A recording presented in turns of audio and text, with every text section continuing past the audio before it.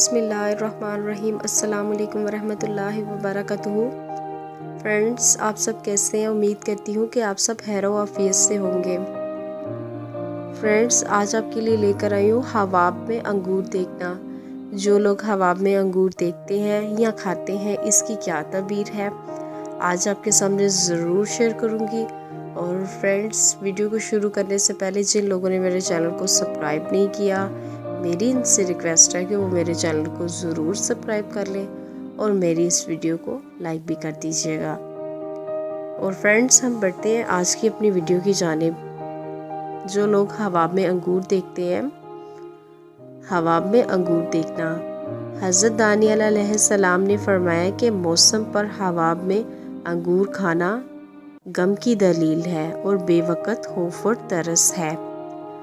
हज़रत इब्न सरीन रहमतुल्लाह अलैहि ने फरमाया है कि हवाब में अंगूर सफ़ेद मौसम में खाना मालो दौलत की दलील है, मगर मेहनत से मिलेगा, और अंगूर सुर्ख मौसम में खाना थोड़े नफ़े की दलील है।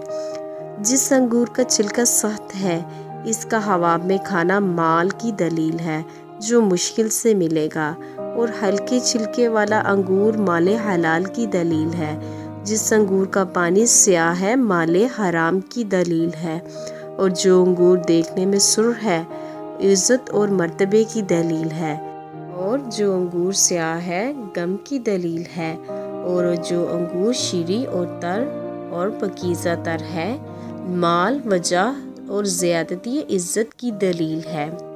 हज़रत जाफ़र सादिक रहमतुल्लाह अलैहि ने फरमाया है कि अंगूर स्याह और सफ़ेद वक़्त बेवक़्त हवाब में देखना 3 वजह पर है। नंबर 1 फ़र्ज़ंद नेक, नंबर 2 इल्म फ़राइज़, नंबर 3 माले हलाल। नीस आपने फरमाया है कि अंगूर का निचोड़ना भी 3 वजह पर है। नंबर 1 फ़राही नेमत, नंबर 2 कहस से ईमान पाना, और नंबर 3 नेमत। आज की ये वीडियो मैं यहाँ पे ख़त्म करती हूँ।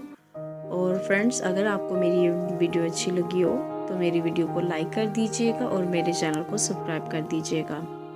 और फ्रेंड्स, अपना बहुत ज़्यादा ख्याल रखिएगा, मुझे भी दुआओं में याद रखिएगा।